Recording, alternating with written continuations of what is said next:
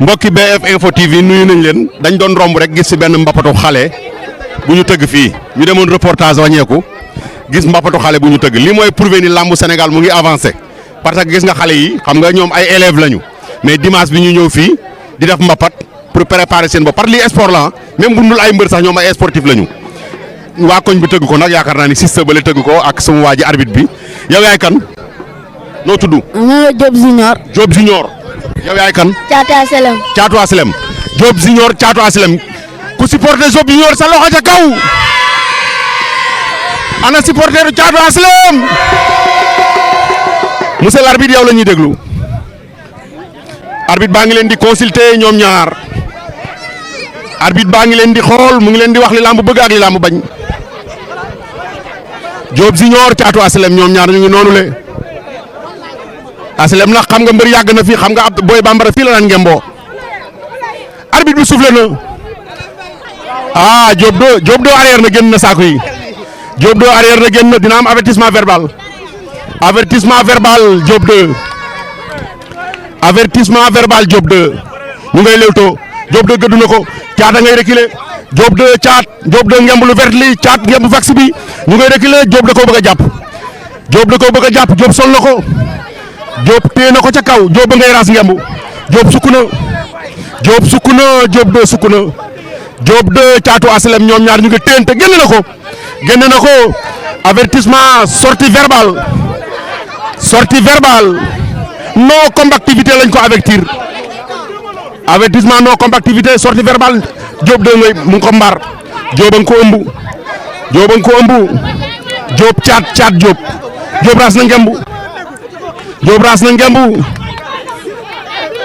attention dama yaakaar ni Thiatou Aslem dafay teg stratégie pour pëtëxal Diop de arbitre bi yow la ñuy xaar nga soufflé Thiatou Aslem Diop de arbitre bi soufflé waat na Thiat Diop sol na ko ca kaw téye na ci épaule Thiat ngay ras ngembu Diop ngembu la bëgg ñu nga téente ñoom ñaar Diop téye na Thiat téye na Serigne ba ñàkk naw lay téere ba dagg na attention Diop Thiat du ñeexu ñebe de Diop Diop téye na ci sengoor ya da koo bëgg a xëj ko taf ko kott ko wala la Diop bëgg Diop de Thiatou Aslem ñoom ñaar ñu nga téente Diop de Thiatou Aslem Thiat doole jee néew mais bari nay pexe Thiat bari nay pexe doole jee néew mais daa bari pexe Diop da koo bëgg a xottu këcc ko Diop de Thiatou Aslem Thiat am na fu mu téye Thiat da nga téye ci téerab tànk Diop de ba téere ba nekk ci cuisse avant ba la téye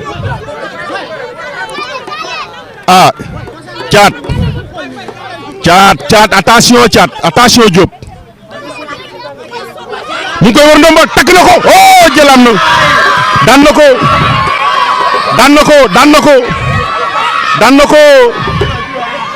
na ko andil ma ko fii andil leen ma ko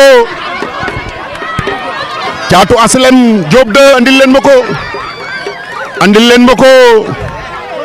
na ñëw fii ana ki tëgg lamb ji sax kaay leen yéen ñu tëgg lamb ji kaay andil leen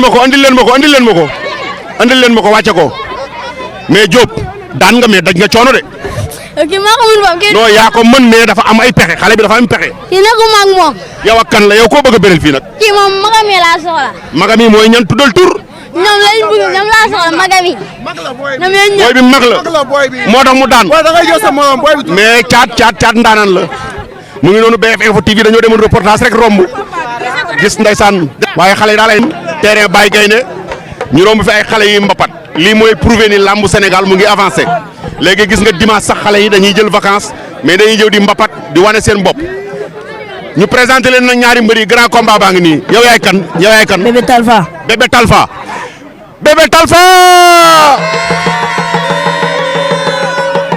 mu war a daje nag koo xam ne nii turam daj na ci Afrique Patrice Lumumba kooku yaakaar naa ñëpp dégg nañ ko noo tudd. ñëwal fii. man maay Patrice Lumumba. Patrice Lumumba. kat appi jël la door mu daalu jël la ku nu wëlbit ni gàng nga ànd ak say mbokk ñibbi arbitre bi soufflé la.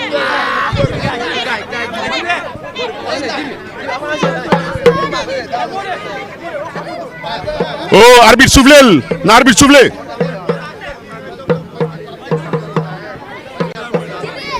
Bébé Talfa Patrice Lumumba moo wane ginnaaw takk ngembulu vert li dongali ko Bébé Talfa moo takk da ko bëgg a manuel Patrice da ko bëgg a manuel Patrice Lumumba Bébé Talfa gal na ko loxo ba ca kaw lu mu bëgg da ko bëgg a faqat wala ñoom ñaar ñu nga épaulante Patrice Lumumba Bébé Talfa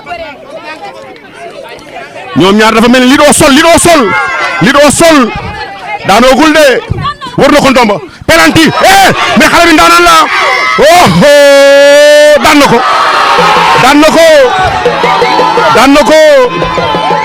daan na ko Bébé Talfa daan na Patrice Lumumba mbokki téléspectateur u BFTV li mooy prouver ni Sénégal lamb ji dañ ko war a gën a fonkaat man dama demoon reportage xiif lool sonn lool mais damaa jaar péage bi génn si nii rek yam ci mbappatu xale yi nañ leen gën a fonk sunu lamb ji fii nag mooy aslem ñëwal booy ñëwal kaay yow avant ngay daan booy bi sonal na la de. booy bi jàmbaar la ki sama gàll la ñi ay xarit lañ. ay xarit ngeen depuis tout tànk ba léegi. ki sama gàll la mais gis nga ni mën na bëre. barki yàlla ki jàmbaar la. ki yéen naax fu gën fii. léegi yow est-ce que deuxième combat bi sànq ak yow bu ñu leen boole woon du neex. barki yàlla ma koy daan loolu laa koy ñaanal. yal na ko yàlla jàppale mu tere papa ak yaayam. barki yàlla. waay wax loolu daw yaram waay.